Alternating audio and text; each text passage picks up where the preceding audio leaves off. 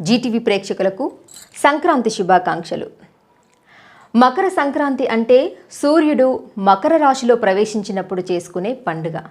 ఆ సూర్య భగవానుడు మకర రాశిలోకి ప్రవేశించే కాలాన్ని మకర సంక్రమణము అంటారు.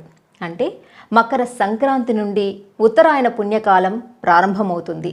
ఆ తర్వాత కుంభ, మీన, మేష, వృషభ, మిథున రాశులలో కొనసాగినంత కాలము ఉత్తరాయణము. శారీరక పరిశ్రమకు, పూజలకు, సాధనకు, కృషికి అనువైన ఆవశ్యకత ఉన్న కాలము ఉత్తరాయణము. కర్కాటక రాశిలోకి సూర్యుడు ప్రవేశించిన దగ్గర నుండి మొదలై ఆ తర్వాత సింహం, కన్య, తుల, వృశ్చిక, ధను రాశులలో కొనసాగినంత కాలము దక్షిణాయనము అంటారు. మానసికమైన అర్చనకు, ధ్యానానికి, యోగానికి, దీక్షలకు, బ్రహ్మచర్యానికి, నియమ నిష్టలకు అనువైన ఆవశ్యకత ఉన్న కాలము దక్షిణాయనము. 12 నెలల సంవత్సర కాలంలో 6 నెలలు దక్షిణాయనము, దేవతలకు ఒక రాత్రి. 6 నెలలు ఉత్తరాయణము, దేవతలకు ఒక పగలు. కనుక దేవతలు మేలుకునే కాలము ఉత్తరాయణ పుణ్యకాలము. పవిత్రమైన ఉత్తరాయణ పుణ్యకాలంలో మరణించిన వారు స్వర్గానికి వెళ్తారని హిందువుల యొక్క ప్రగాఢ విశ్వాసం. సంక్రాంతితో ఉత్తరాయణం మొదలవుతుంది.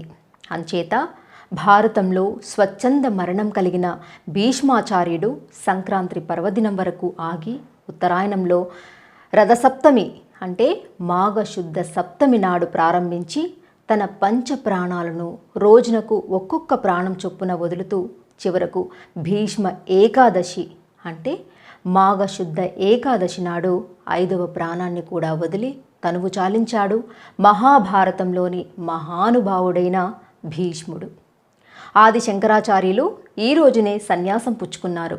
అలాగే పుష్యమాసంలో వైష్ణవ భక్తులు ధనుర్మాస వ్రతాన్ని ఆచరించి సంక్రాంతి పండుగ రోజున గోదా కళ్యాణం జరిపి తమ వ్రతాన్ని పరిసమాప్తి గావించి తరిస్తారు.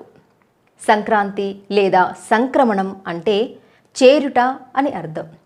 జయసింహ కల్పధ్రువం అనే గ్రంథంలో సంక్రాంతిని ఇలా నిర్వచించారు. తత్ర మేషాదీషు 12 రాశి క్రమణేషు సంచరత సూర్యస్య పూర్వష్మాద్రాశి ఉత్తర రాశౌ సంక్రమణ ప్రవేశ సంక్రాంతి. మేషం మొదలైన 12 రాశులలో సంచరించే సూర్యుడు ముందున్న రాశి నుండి తర్వాతి రాశిలోనికి ప్రవేశించడమే సంక్రాంతి.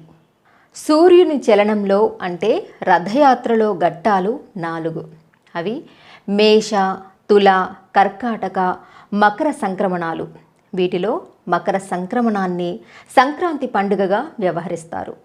మార్గశిరం పూర్తి కాగానే ఉత్తరాయణం మొదలవుతుంది. ఈ మకర సంక్రాంతి రోజు దాన ధర్మాలు చేస్తే ఎంతో మంచిది. ఉత్తరాయణ పుణ్యకాలమైన సంక్రాంతి రోజున చేయు ఏ దానమైనా శ్రేష్టమైనదని పండితులు చెబుతారు.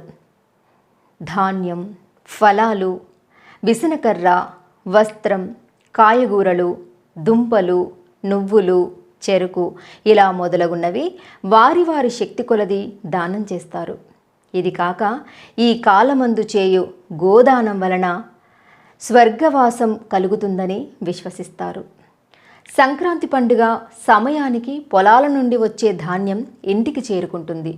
చేతికి వచ్చిన పంటను చూసి రైతులు ఆనందంతో చిరునవ్వులు చిందిస్తారు. ఇంటికి చేరిన కొత్త ధాన్యంతో పాలు, బెల్లంతో వండి దేవుడికి నైవేద్యంగా సమర్పిస్తారు. తమిళనాడులో కూడా ఈ సాంప్రదాయం ఆచరణలో ఉంది. అందుకే అక్కడి వారు పొంగలి వండి నైవేద్యంగా సమర్పిస్తారు. దీనిని పొంగల్ అని కూడా పిలుస్తారు. అంతేకాదు ఈ పండుగకి ప్రకృతితో పాటు పాడి పశువులను కూడా పూజించడం అనాదిగా వస్తున్న మన హిందువుల యొక్క సాంప్రదాయం. సంక్రాంతి పండుగ అంటేనే భోగి మంటలు, ముగ్గులు, గొబ్బెమ్మలు, హరిదాసు కీర్తనలు, గంగిరెద్దులు, పూజలు, పిండి వంటలు, కోడి పందాలు ఇలా చిన్న పెద్ద కలిసి నింగిలో సంబరంగా ఎగురవేసుకునే రంగురంగుల పతంగులు.